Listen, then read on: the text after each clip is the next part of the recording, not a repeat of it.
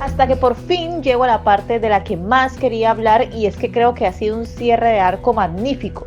Una de las pocas historias que ha sabido incluir de forma perfecta los viajes en el tiempo, sin llegar a contradecirse. Pero vamos por partes, porque este cierre tiene muchas cosas que hay que resaltar. Antes de hablar de Dios, la historia quedó en cómo Garú estaba salvando junto a Saitama a los héroes. El primero accidentalmente y el segundo ya teniendo claro lo que estaba haciendo. Luego que inició una batalla entre este par de personajazos, digamos que de momento había un cierto control de la situación, hasta que apareció cierta deidad. Véanme todos ahora, hijos míos. Conózcanme. ¿Qué sabemos de este personaje? Que tiene unos cubos distribuidos por todo el planeta que le permiten comunicarse con cualquiera que lo toque, como les pasó a Flash y Flash, Saitama y Manako. Aquí Dios dijo algo que me pareció curioso, y es que cualquiera de ellos puede pedir un deseo tocando el cubo, pero que solo se les concederá si son dignos. En caso contrario, este les será confiscado. Exactamente qué es ser digno para él. Tener un corazón noble, tener determinación o algún talento especial, tener potencial para ser un gran luchador. Y por otro lado, ¿cuáles son los alcances del poder de Dios? Porque ya sabemos que puede otorgar poderes, como por ejemplo tenemos a Honeless Emperor y a Garú. Pero si Manako, por ejemplo, pide ser millonaria, o Saitama pide una casa nueva y poder tener promociones en el supermercado de por vida, ¿también cumpliría esto? ¿Y por esto podría matar al que pide el deseo? Otra duda respecto al personaje es si de verdad es fuerte o si su habilidad solo es otorgar poderes a los demás, pero que él mismo no puede usar. Lo digo porque es evidente que tiene en la mira a Saitama, y de ser así y siendo un dios debería poder venir él y acabar con el calvo, pero no lo hace y en cambio utiliza a otros. Por lo que creo que o tiene habilidades limitadas o la fuente de poder de Saitama tiene un origen que aún no nos han revelado. Algo que por ejemplo podría ser la contraparte de Dios. Tal vez otro dios usó Saitama como recipiente y por qué no este mismo poder contiene un mínimo pero muy insignificante de radiación que fue la causante de la caída del cabello.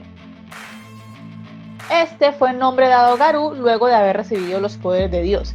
Y cabe aclarar que según lo dicho por Blast, no recibió los poderes de forma completa, pero aún así ya vimos todo el desastre que ocasionó. Yo de esto puedo asumir que, habiendo visto a Honeless Emperor y a Garú, el qué tan fuerte se vuelva la persona va a depender del usuario. El monstruo humano, siendo un prodigio en las batallas, era por lejos mucho más fuerte que el vagabundo de las lucecitas. O sea, no importa qué tan fuerte sea el poder otorgado por Dios, si el usuario no tiene la capacidad de aprovecharlo. ¿A esto se refería con ser digno? ¿Y qué hubiera pasado entonces si Tatsumaki hubiera aceptado? Yo creo que Garú, aunque dijera que era consciente, sí que estaba siendo manipulado. Durante todo el arco, este personaje demostró que a pesar de querer partirle la cara a todos los héroes, un asesino no era. Nunca mató a ningún ser humano y estaba protegiendo a Tadeo. Y justo después de recibir el poder de Dios, le importó mierda acabar con la vida de toda la gente a su alrededor. Y encima acabó con la vida de alguien de la forma más sangrienta y sádica posible. Sí, hablo de Genos. Pero antes de hablar de eso, toquemos a la otra sorpresa del arco. Desde la aparición de los héroes y su posición en la asociación, todos estuvimos a la expectativa de quién sería el número uno y de su entrada en escena. Blast fue un personaje que generó muchas expectativas e incluso se llegó a teorizar si sería otro King. Creo que con lo poco que hemos visto, Blast ha estado a la altura de la historia. No solo es alguien jodidamente fuerte, sino que tiene un gran diseño, o al menos a mí me pareció sexy. Pero vamos a la polémica. Yo creo que en realidad aún no hemos visto su poder en todo su esplendor. Solo sabemos que puede manipular el espacio y debido a esto lo único que hizo fue enviar gente de un lado a otro y tratar de proteger la Tierra. Pienso que este poder no es poca cosa. Además, cuando se enfrentó a Garú, él más que querer ganarle, lo que quería era evitar que este destruyera el planeta. Así que no creo que cuente como muestra a nivel. A ver, no voy a decir que es más fuerte que Saitama, es obvio que no, pero no sé si podría estar a nivel de un Garú cósmico. Pero definitivamente no se compara con el culo sexy de Zombie Man. Por último, me da un poco de curiosidad saber cómo adquirió ese poder Blast, puesto que ya nos han ido explicando el origen de los poderes de los personajes en los que su fuerza no está basada en el músculo. Ejemplo, Tatsumaki y Fubuki, que son de laboratorio, Genos, que es un cyborg, los demás han entrenado, King no cuenta, etc. además de la aparición de nuevos personajes que son compañeros de Blast y están ayudando a derrotar a Dios. ¿Quiénes son? Yo creo que ya lo dije antes, a mí la impulsividad de Genos a veces me estresa, pero en este caso creo que ha servido para crear un momento espectacular. Genos durante todo el arco no ha dejado de ser el irritable fanático ciego de siempre, pero ha tenido unos momentos sueltos que ha servido para reforzar la emotividad de su muerte. Primero, ser el apoyo de Tatsumaki contra Psychos lo ha posicionado muy alto en cuanto a batallas. Segundo, ese momento en el que Saitama llegó a la superficie, donde todos creímos que se iba a enfrentar a Garou, pero en vez de eso pasó de largo a ver cómo se encontraba su amigo, que como cosa rara se encontraba hecho mierda. Y fue justo en ese momento cuando Garou se dio cuenta de la importancia emocional que tenía Genos para Saitama. Saitama se acerca al apuesto Cyborg y este le pide perdón por otra vez haber perdido y no haber sido capaz de inmolarse. A lo que Saitama, con un cielo de fondo espectacular, le dice: eso significa que esta parte de aquí se hizo más fuerte. Y después Genos sonríe. Momentazo. Después de eso saltamos a un Garou totalmente descontrolado y evidentemente bajo la influencia de Dios, actuando como un sádico furioso. Claro, Genos con su estricto sentido de la justicia no podía solo quedarse mirando. Así estuviera hecho mierda, tenía que ser, acorde a su personalidad, un héroe. Llamó la atención del psicópata, quien anteriormente estaba siendo apaleado por Saitama, pero que a la vez sabía que Saitama no lo estaba tomando en serio, claramente por petición de Tadeo. Y al tener sus poderes cósmicos y la cabeza trastornada, dijo: ahora sí voy a hacer que este calvo se transforme en Super Saiyajin fase Dios para poder derrotarlo y declararme como el ser más fuerte.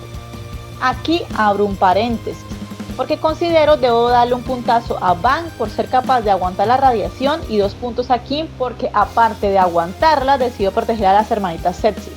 Sigo. Todo esto para llegar a este pedazo de panel que jamás esperé ver en un personaje tan simple como Saitama. Alguien que solo tenía 2 expresiones, el modo serio y el imbécil, pero aquí se ve en shock, se ve una expresión en blanco que nadie esperaba y creo que está jodidamente bien justificada por lo siguiente. La base de la personalidad de Saitama es muy simple, solo un tipo que tiene fuerza absoluta pero que por lo mismo ya perdió el interés por todo. Él no anda pensando en cuál es el sentido de la vida, ni cómo hacer que la gente que lo rodea sea feliz, no es resentido ni violento, él va a su rollo. Entonces claro, cuando yo pensaba durante la batalla de Saitama y Garou, antes de la intervención de Dios, ¿cómo carajos una persona que tiene 0 habilidades de oratoria o cualquier mínimo de inteligencia personal como Saitama va a hacer entrar en razón a un testarudo y caprichoso Garou? Claro, una cosa es un Garou terco y caprichoso pero que no es capaz de llegar a matar a nadie, y otra cosa es un Garou sádico influenciado por una entidad cuyos códigos morales son diferentes a los establecidos por los humanos. Entonces, era necesario un detonante, algo que hiciera que Saitama dejara a un lado la delicadeza y empezara a tomar acciones un poco más drásticas.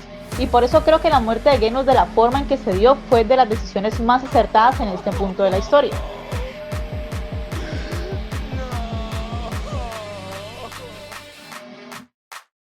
Voy a pasar por alto lo jodidamente épico que fue la pelea y cómo Saitama demostró estar a un nivel superior de todos los personajes de su obra. Y lo siento, pero en este punto yo sí creo que Saitama es más fuerte que Goku. Solo una cosa, ¿desde cuándo el calvo con capa tiene la habilidad de respirar en el espacio? Voy a suponer que estuvo aguantando la respiración y en el caso de Garou, voy a suponer que los poderes de Dios le dieron la habilidad de respirar fuera de la atmósfera. Como decía, voy a pasar por alto lo obvio para hablar del que creo que fue el verdadero héroe y es Tareo, porque su cadáver fue el que hizo reaccionar a Garou. Aquel niño que él tanto luchó por proteger fue asesinado por el monstruo humano, y evidentemente esos no eran los ideales por los que luchaba Garou. Él no estaba de acuerdo con la asociación, y en parte, solo en parte, tiene razón, pero de ahí a convertirse en el asesino de un niño, no. Y solo quería resaltar la importancia de un personaje que aparece poco, pero que es quien realmente hizo posible lo siguiente. Después de haber visto semejante cagada que se había hecho el monstruo humano y de darse cuenta del gran poder de Saitama, llegó a la conclusión de que si alguien podía completar la técnica que aparentemente él buscaba era el calvo con capa. Antes de seguir, una duda. ¿De verdad Garou siempre estuvo trabajando en una técnica de viajes en el tiempo o fue más algo de último momento que decidió agregar humano? ¿Puede ir solo al pasado o también al futuro? Continuando. Yo siempre creo que trabajar con viajes en el tiempo es algo bastante complicado, porque entran en juego las contradicciones y los sinsentidos. Pero en este caso debo aplaudir a One, porque creo que ha ejecutado el recurso de forma perfecta.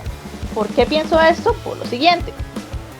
Garou reflexiona y ayuda a Saitama para que pudiera retroceder en el tiempo y arreglar las cosas.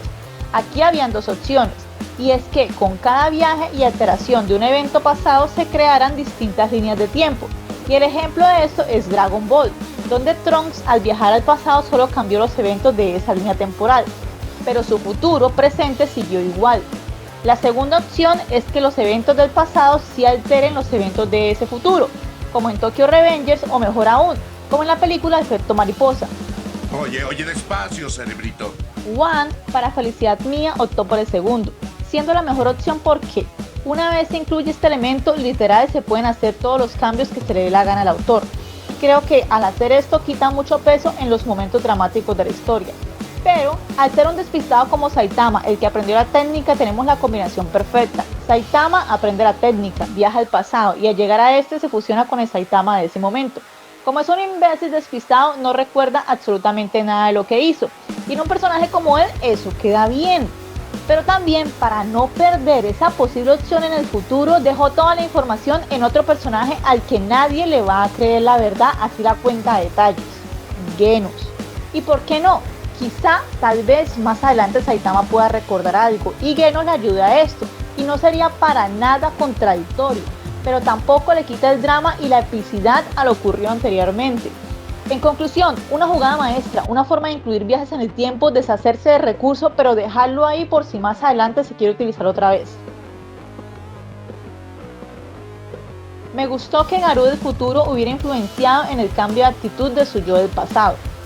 Me gustó que King, pensando en la petición de Tareo, defendiera a Garou. Me gustó que también Method Bat enfrentara a Sweet Mask para defenderlo. Y me gustó que sea Bank nuevamente el encargado de llevar por el buen camino a Garou. Esto no significa que vaya a ser un héroe, ya, al menos yo no lo veo, pero creo que el personaje tiene muy buen desarrollo y cierre. Y una duda para finalizar el video, y es, ¿qué pasaría si Dios decide darle poderes al único amigo que tiene Saitama y que además logre manipularlo de tal forma que lo haga enfrentar al calvo con capa? Así es, hablo de King. Es algo que sería posible y que sería bastante fuerte para el protagonista, y bastante sorpresivo para un personaje que miente con ser fuerte y que al final de verdad lo termine siendo.